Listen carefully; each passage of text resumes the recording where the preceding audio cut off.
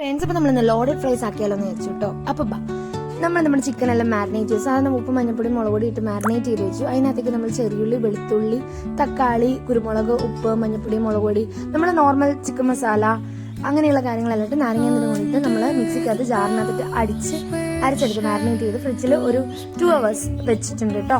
അന്നേരം നമ്മുടെ ചീസിന്റെ കാര്യം നോക്കാം. നമ്മൾ ചീസ് സോസ് പോലെ ആക്കാൻ വേണ്ടിയിട്ട് വെളുത്തുള്ളിയും ചീസും കുറച്ച് ഓയിലും ഒരു ബോയിൽഡ് എഗ്ഗിന്റെ വെള്ളയും നമുക്ക് ക്വാണ്ടിറ്റിക്ക് അനുസരിച്ച് കൂട്ടും കുറയ്ക്കുകയൊക്കെ ചെയ്യാം കേട്ടോ. അതിനുശേഷം നമ്മൾ അത് ചിക്കൻ എല്ലാം വറുക്കാനിട്ടതിന് ശേഷം നമ്മൾ കുറച്ച് പൊട്ടാറ്റോ എടുത്ത് ഫ്രഞ്ച് ഫ്രൈസ് പോലെ ആക്കാം. നമ്മൾ ഫ്രഞ്ച് ഫ്രൈസിന്റെ പോലത്തെ പരുവൊന്നുമില്ല, ജസ്റ്റ് ഉപ്പും മഞ്ഞപ്പൊടിയും മാത്രം ഇട്ടിട്ട് ജസ്റ്റ് ഒന്ന് വറുത്തു. ചിക്കൻ്റെ സൈഡിലിട്ട് വറുത്തു കൊടുത്തു. നമ്മൾ ആ ചിക്കനും ഒന്ന് വറുത്തെടുക്കാന്ന് വെച്ചു. എന്നാൽ നമ്മളിത് രണ്ടും കൂടി കുഴച്ച് നമ്മൾ ഈ സോസും ഇതും കൂടി കുഴച്ച് മിക്സ് ആക്കി നമ്മളൊന്ന് ആ എണ്ണയിൽ തന്നെ നട്ടിട്ട് ഒന്ന് റെഡിയാക്കി എടുത്തു. എങ്ങനെ